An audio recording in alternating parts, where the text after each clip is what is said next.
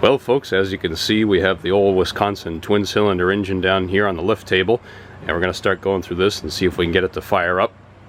I picked this up beginning of this summer. I went to pick up a Simplicity 7010 garden tractor from an estate sale, and the guy had this kicking around there, and if I'm not mistaken I gave him 35 bucks for it, so he was happy with it and you couldn't beat the deal, so I figured why not, might as well bring it home. I don't know if this is a TFD or a THD. I don't think it's a TJD, that it would be new enough to be one of those. And the main difference is the TJDs, the pistons move like so. They're opposite of each other. The TF and the THDs, they move synchronized, so they'll be like this, going up and down. But I have a feeling this might be a THD. Unfortunately, somebody did repaint it and they removed the ID tag from the side of it, so there's no more markings or anything on it, which is too bad, but not too big of a deal. It does have the 12-volt electric start on it. It's got a big old 3-groove pulley on the back of it. The shafts and the carburetor, those all move so far. I don't know what it looks like on the inside, but we'll be pulling that apart. So the first thing I got to do is get this sheet metal off of here and clean out some of the stuff. There's a bunch of leaves and mouse nests in there, and once we get that cleaned out, we can start tearing into the fuel system and so on and so forth, and see if we can get this whole thing going again.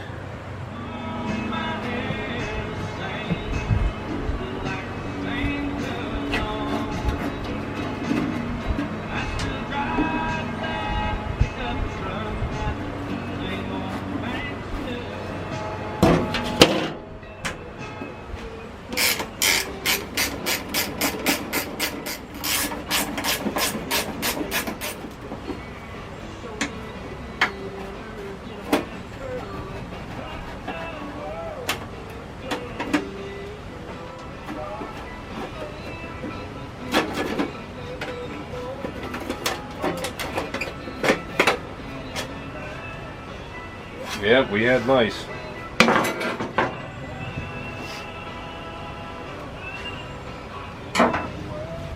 As you can see, which that's not all too bad. There's a nest there and then one down up against the flywheel over here. And luckily enough, this shroud here isn't rotted through. It's still solid on the bottom, because the engine that came out of my Hobart GW 222 welder from way back, I think around 2010 or so, they had rotted out this shroud because they built a nest in here and it sat for so long. And this is the one shroud that's harder to find for the Wisconsins, because it's always the one that gets eaten out by the mice. So whilst I'm cleaning out here, I figured I'd show you guys this. Most of these Wisconsins that I've come across and have seen never had charging systems on them, because a lot of them were used on hay balers where you had a big flywheel that bolted up to this pulley on the back side, and you'd grab it and that's how you'd start it, because you can whip it over on the compression. So you didn't have to worry about a battery and a starter and anything like that. But this one, as you can see, has provisions for a stator to bolt up behind the flywheel, and the inside of the flywheel would have had the magnets running around inside of here where they machined all of this out.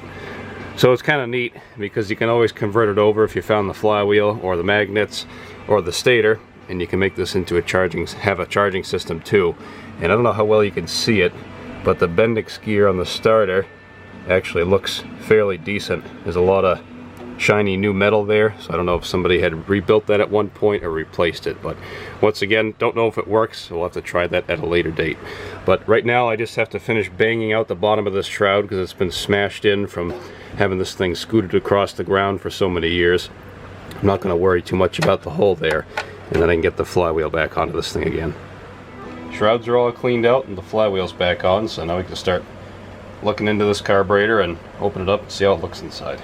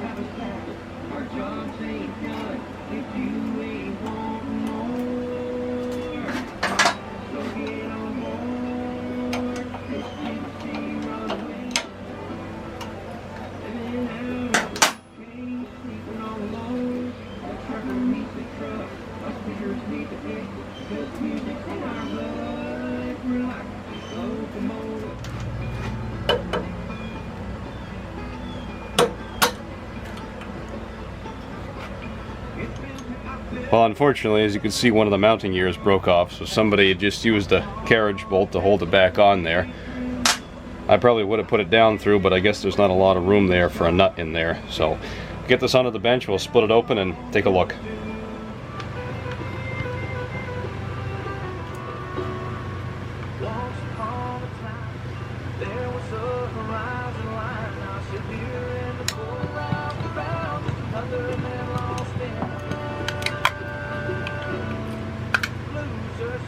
Well, can't complain much with that, folks. Someone must have shut the gas off before they stopped using this. Hopefully the camera's picking that up. It's nice and clean on the inside. There's no white powdery gas or anything like that. There's a little bit of crusty stuff, but that's just wiping off. So what I'll do is I'll pull all the jets out of this, all the brass jets. I'll clean up the surfaces where the gaskets are gonna go. Make sure the float's all clean and all that. Reset that. And put this back together, and this carburetor should be all set to go. Alright, carburetor is all set, ready to go back together. Not too much of a difference. It was a pretty easy thing to clean out. As you can see here, I do have a used gasket on the top half. Reason being is I'm probably only going to run this for a couple minutes, and then it's going to get drained and then put into storage, so I'm not going to put a new gasket into a carburetor that's not going to be getting used on a regular basis. So I usually keep some of the good ones, the good used ones that I pull out of carburetors to rebuild on people's machines, and I keep them for stuff like this, just that way it saves me a little bit of money on my own projects. So we're going to pull this cover off of the Magneto here on the side and check the points, because I'm sure it doesn't have spark after sitting for so long. I'm not going to pull the Magneto out just to save a little bit of time, because then I won't have to retime the Magneto to the cam gear on the side, which you can do because there's a plug right here where you can see inside. You can find the X on the gear to time everything. But in the long run, it's just a little easier like this. And somebody has disconnected the kill wire for some reason or another.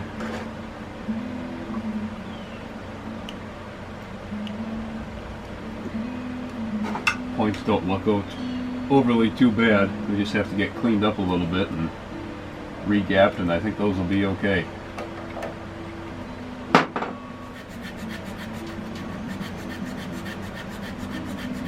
And I'm using 400 grit sandpaper to clean these points, which I've been doing for years. Some guys get really weird about using the sandpaper on ignition points, but I've never had a problem with it for as many Gravely Magnetos as I've been through, and Kohler points and so on and so forth. It's the quickest way to clean the corrosion off, and it's a fine enough grit sandpaper where it doesn't leave it all marred up like a heavier grit would, so you can still get good contact on the points.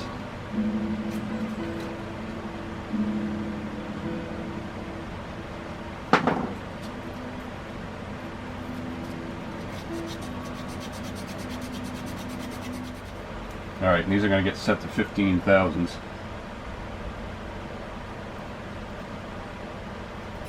They're a little wide right now. They're probably up around 20. Not like it makes too much of a difference, but since we're here.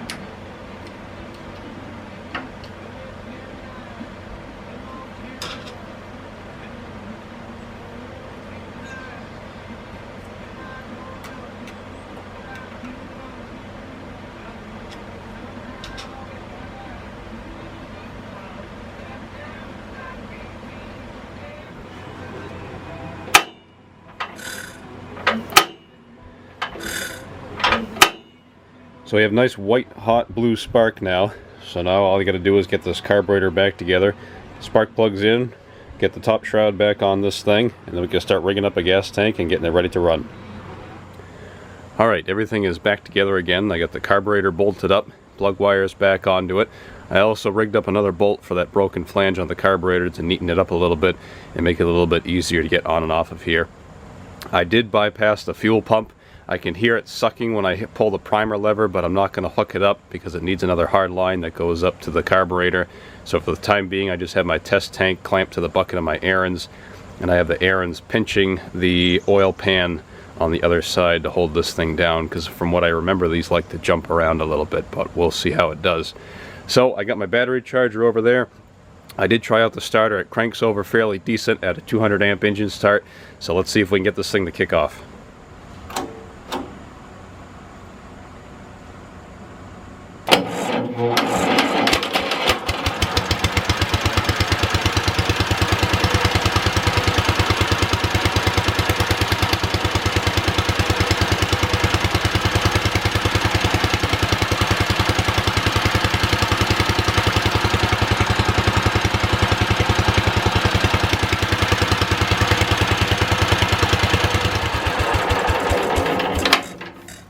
It sounds like we're only running on one cylinder.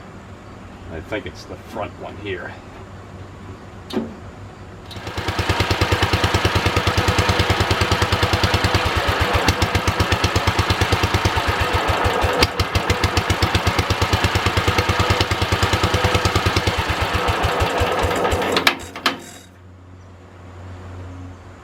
we had a stuck exhaust valve on this cylinder.